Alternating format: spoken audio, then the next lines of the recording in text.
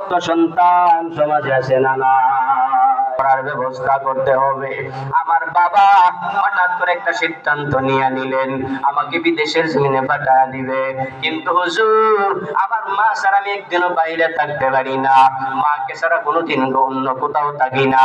আমি যদি বিদেশে চলে যাই, আমার মাকে ছাড়া আমি একা কুশ্চিনকালেও থাকতে পারবো না। ও হুজুর, মা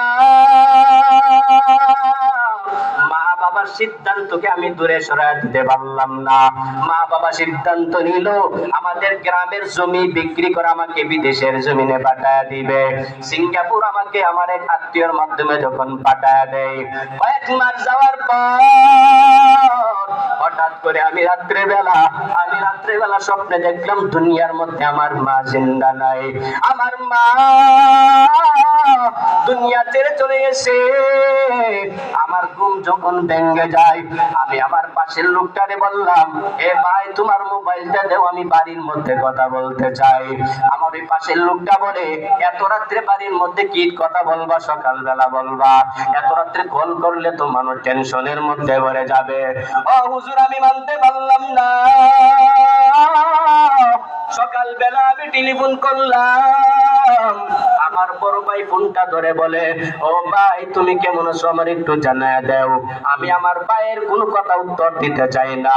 আমি আমার ভাইয়ের প্রশ্ন করলাম, রে ভাই, আমি রাত্রে একটা স্বপ্ন দেখেছি, তুমি বলো না আমার স্বপ্নটা মিথ্যা স্বপ্ন ছিল। বড় ভাই আমাকে ডেকে বলে, কি স্বপ্ন দেখেছো আগে তুমি আমারে বলো না। এবার আমি বললাম, আমার মা দুনিয়া ছেড়ে চলে গেছে, আমি এই ধরনের একটা স্বপ্ন দেখলাম।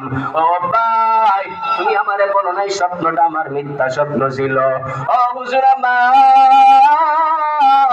আমার ভাই আমাকে সান্ত্বনা দিয়া বলে, এই স্বপ্ন অবশ্যই মিথ্যা স্বপ্ন, এই স্বপ্ন কুশ্চিনকালেও বাস্তবায়ন হতে পারে না। আমার মা খুব ভালো আছে। এই আমার ভাইয়ের কাছ থেকে উত্তর পাওয়ার পরে আমি ঠিক মতন চলতে লাগলাম, খাইতে লাগলাম, আগের মতোই ঠিক মতন ঘুমাইতে লাগলাম, কোনো টেনশন নাই। আবার কয়েকদিন যাওয়ার পরে আবার কি স্বপ্নে দেখলাম, ঘুমের মধ্যে যখন আমি ঘুমাই, আমারও স্বপ্নে দেখি আমার মাটা হার্ট অ্যাটাক করে দুনিয়া থেকে বিদায় নিয়ে চলে গেল। মানতে পারলাম না।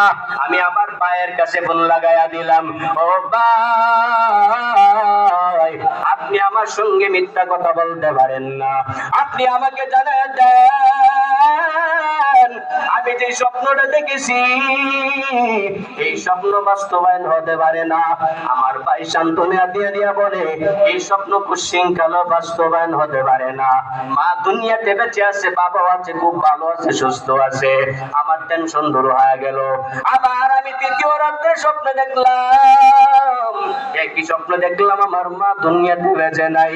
আমি আর দেরি করতে পারলাম না, যে লোকটা নিয়ে আসলো আমি তার কাছে জানায়া দিলাম, তুমি আমাকে বাড়িতে যাওয়ার ব্যবস্থা করে দাও। যদি বাড়িতে যাওয়ার ব্যবস্থা না করো, তাহলে কয়েকদিনের মধ্যে আমার লাশটা বাড়ির মধ্যে চলে যাবে, আমি মনে হয় আর দুনিয়াতে বেশি দিন বাঁচবো না। তুমি কি আমার লাশটা পাঠাইবা নাকি আমার জিন্দা বাড়ির মধ্যে পাঠাইবা, জানায়া দাও। এবার আমার ওই লোকটা বলল, ঠিক আছে, তোমার কয়েকদিনের মধ্যে বাড়িতে যাওয়ার ব্যবস্থা করে দিব। ও হুজুর, আমাকে 2 দিনের মধ্যে বাড়ি যাওয়ার ব্যবস্থা করে দেয়। আমি যখন বাড়ির মধ্যে হাজির হয়ে গেলাম, সবাইকে দেখতে পাইলাম, কিন্তু আমার জনম দুঃখিনী মারে দেখতে পাই নাই। তখন আমি বুঝতে পারলাম যে স্বপ্ন দেখলাম, স্বপ্ন মনে হয় বাস্তবায়ন হয়ে গেল। আমি আমার বাবার গলাটা জড়ায় ধরলাম, রে বাবা, আপনি আমাকে বলেন না আমার মা কই, আপনি আমাকে জানিয়ে দেন আমার মাটা কোথায় চলে গেল। আপনারা সবাই হাজির হয়ে গেলেন, কিন্তু আমার মাটা কেন আমার সামনে হাজির হয় না? আমার বাবা কিছুই বলতে চায় না, চোখের পানি ফালায়া গুনগুন করে কান্না করতে লাগলেন। ভাইকে জড়াইয়া ধরলাম, ভাইও কোনো জবাব দিতে পারে না। পাশে মানুষ জমা হয়ে গেল, মানুষদেরকে জিজ্ঞাসা করে কেউ কোনো জবাব দিতে পারে না। ও হুজুর, আমার বুঝতে বাকি নাই, আমার মা মনে হয় দুনিয়া ছেড়ে চলে গেছেন। আমি তাদেরকে জিজ্ঞাসা করলাম, মা যদি দুনিয়াতে না থাকে তাহলে কি জানাও কোথাও কবরস্থানে কোন কবরে কবর দিলা? এবার আমি যে স্বপ্ন দেখলাম তুমি বলো না মিথ্যা স্বপ্ন। আমার ভাই তখন সান্ত্বনা দিয়া বলে, হ্যাঁ এটা মিথ্যা স্বপ্ন ছিল, কিন্তু বন্ধু আমার তুই কেন আমাকে বলতে চাও না? এবার আমার বন্ধু ডেকে বলে, তোমার বাবা ভাই আমাকে নিষেধ করেছে তোমাকে জানানোর জন্য, কারণ তুমি মাকে ছাড়া দূরে কোথাও থাকতে পারো না, মাকে ছাড়া দূরে কোথাও থাকতে পারো না, এই জন্য আমি বলতে চাই না।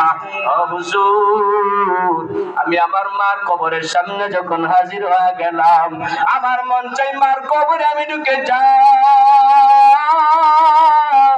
কিন্তু সবাই আমার হাতে ধরে টানে, কেউ কবরে যেতে দেই না। আমি কবর থেকে বাড়িতে চলে আসলাম। বাড়িতে আসার পরে আমি ঠিক মতন ঘুমাইতে পারি না, ঠিক মতন খাইতেও পারি না, বলে আমার মাকে আমি বলতে পারি না, বলে আমি একদিন না 2 দিন না মাস কি মাস কাটায় দিলাম, মার কথা নিয়ে ঘুমাইতে পারি না। ও হুজুর, আমার বাবার সঙ্গে রাগ করলাম, ভাইয়ের সঙ্গে রাগ করে আমি বাড়ি ছেড়ে ঢাকার মধ্যে চলে আসলাম। 26 বছর ধরে আজকে ঢাকায় থাকি, আজ পর্যন্ত মা ভাইয়ের সঙ্গে বাবার সঙ্গে কোনো যোগাযোগ করলাম না। কেন করলাম না জানেননি? কারণ আমার মা মারা গেল, তার আমারে কেন জানাই না। এই বিরহ বেদনার কষ্ট আমি সন্তানটা বলতে পারলাম না। ও হুজুর, আপনি আমার মার জন্য একটু দোয়া করে দেন।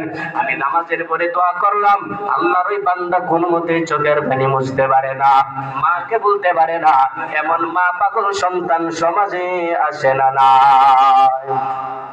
জীবনের মূল কষ্ট মায়ের প্রসব বেদনা,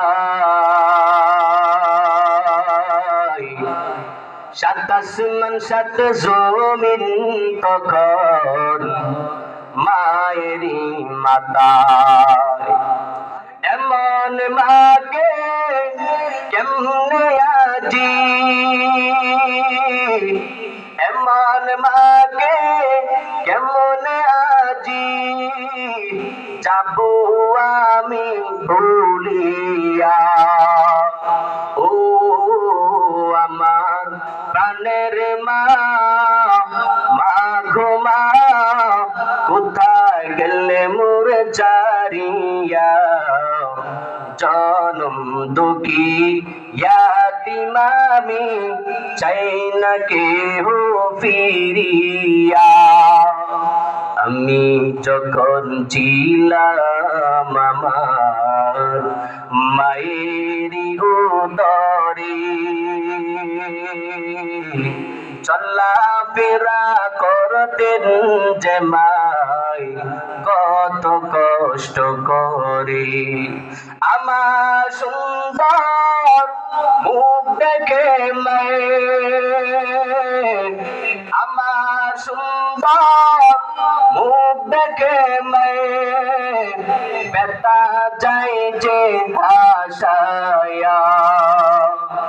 ও আমার প্রাণের মা, মা গো মা, কোথায় গেলে মোর ছাড়িয়া, জনম দুঃখী ইয়াতিম আমি, চাই না কেহ ফিরিয়া।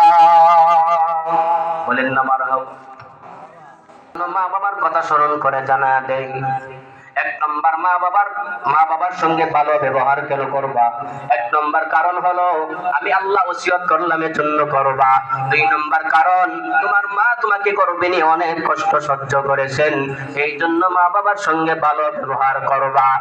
এবার আল্লাহ তাআলা জানায় দেয়, আনিশকুরলি ওয়ালি ওয়ালিদাই।